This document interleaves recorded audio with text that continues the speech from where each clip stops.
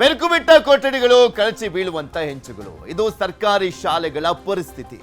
ಒಂದ್ ಕಡೆ ಎರಡು ಕಡೆ ಅಲ್ಲ, ಸಾವಿರಾರು ಕಡೆ ಇಂಥದ್ದೇ ಪರಿಸ್ಥಿತಿ. ನಿನ್ನೆಯಷ್ಟೇ ತೋರಿಸ್ತಾ ಇದ್ವಿ ಕಲಬುರಗಿಯಲ್ಲಿ ಆದಂತ ಒಂದು ದುರ್ಘಟನೆಯನ್ನು. ಪಾಠ ನಡೆಯುವಂತ ಸಂದರ್ಭದಲ್ಲಿ, ಕ್ಲಾಸ್ ನಡೆಯುವಂತ ಸಂದರ್ಭದಲ್ಲೇ ಹೆಣ್ಣು ಮಕ್ಕಳ ಮೇಲೆ ಮೇಲ್ಗಡೆಯಿಂದ ಆ ಒಂದು ಗೋಡೆಯ ಪ್ಯಾಚ್ ಬಿದ್ದಿದ್ದನ್ನ ಗಮನಿಸಬಹುದು.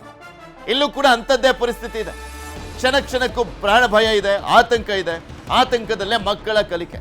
ಶಿವಮೊಗ್ಗದ ಅಲಗೇರಿ ಮಂಡ್ರಿ ಸರ್ಕಾರಿ ಶಾಲೆಯ ದುಸ್ಥಿತಿ ಇದು. ಸಂಪೂರ್ಣವಾಗಿ ಶಿಥಿಲಗೊಂಡಿರುವ ಶಾಲಾ ಕಟ್ಟಡ. ಈಗಲೋ ಆಗ್ಲೋ ಅಂತ ಬೀಳುವಂತ ಪರಿಸ್ಥಿತಿಯಲ್ಲಿದ್ದಾವೆ ಆ ಶಾಲೆಯ ಕಟ್ಟಡ. ಬೀಳುವಂತ ಹಂತಕ್ಕೆ ಬಂದರೂ ಕೂಡ ತಲೆ ಕೆಡಿಸಿಕೊಳ್ಳದ ಅಧಿಕಾರಿಗಳು.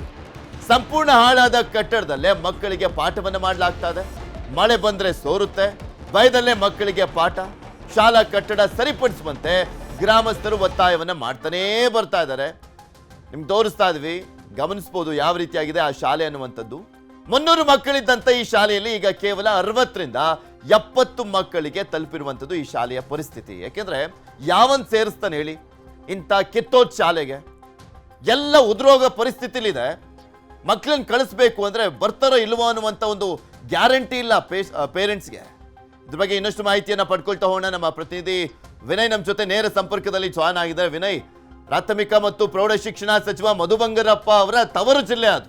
ಸಚಿವರಾಗಿದ್ದಂಥವ್ರು ಈಗ ಆಗ್ತಾರೋ ಇಲ್ವೋ ಗೊತ್ತಿಲ್ಲ. ಆದ್ರೆ ಆದಂತ ಸಂದರ್ಭದಲ್ಲಾದ್ರೂ ತಮ್ಮ ಜಿಲ್ಲೆಯಲ್ಲಾದ್ರೂ ಸ್ವಲ್ಪ ಕಾಯಕಲ್ಪ ಕೊಟ್ಟಿದ್ರೆ ಚೆನ್ನಾಗಿರೋದೇನು. ಹೇಗಿದೆ ಈ ಶಾಲೆಯ ಪರಿಸ್ಥಿತಿ?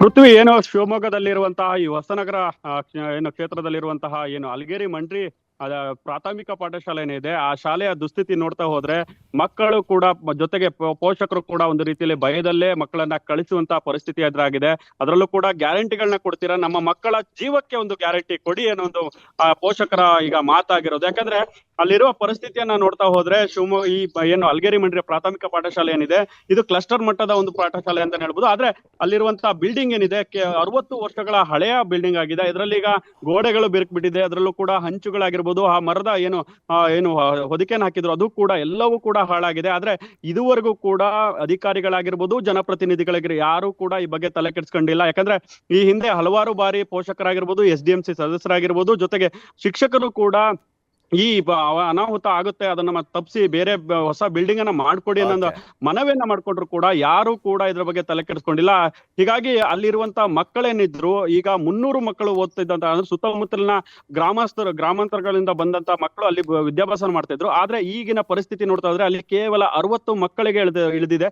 ಕನ್ನಡ ಶಾಲೆಗಳನ್ನ ಉಳಿಸಿ, ಅದರಲ್ಲೂ ಸರ್ಕಾರಿ ಶಾಲೆಗಳನ್ನ ಉಳಿಸಿ ಅನ್ನೋ ಒಂದು ಮಾತು ಕೇಳಿ ಬರ್ತಾ ಇದೆ. ಆದ್ರೆ ಸರ್ಕಾರಿ ಶಾಲೆಗಳ ಬಿಲ್ಡಿಂಗ್ ಅನ್ನ ಉಳಿಸುವ ಪರಿಸ್ಥಿತಿ ಈಗ ಎದುರಾಗಿದೆ. ಅದರಲ್ಲೂ ಕೂಡ ಈ ಬಿಲ್ಡಿಂಗ್ ಅನ್ನ ನೋಡ್ತಾ ಹೋದ್ರೆ ಹಳೆಯ ಬಿಲ್ಡಿಂಗ್ ಅನ್ನ ಇದೇ ವಿಚಾರಕ್ಕೆ ಸಂಬಂಧಪಟ್ಟಂತೆ ಅಧಿಕಾರಿಗಳನ್ನ ಸಂಪರ್ಕ ಮಾಡ್ತಾ, ಅಲ್ಲಿನ ಜನಪ್ರತಿನಿಧಿಯನ್ನ ಕೂಡ ಸಂಪರ್ಕ ಮಾಡ್ತಾ ಅದಕ್ಕೊಂದು ಕಾಯಕಲ್ಪ ಕಲ್ಪಿಸುವಂತ ಕೆಲಸವನ್ನ ನ್ಯೂಸ್ 18 ಮಾಡುತ್ತೆ.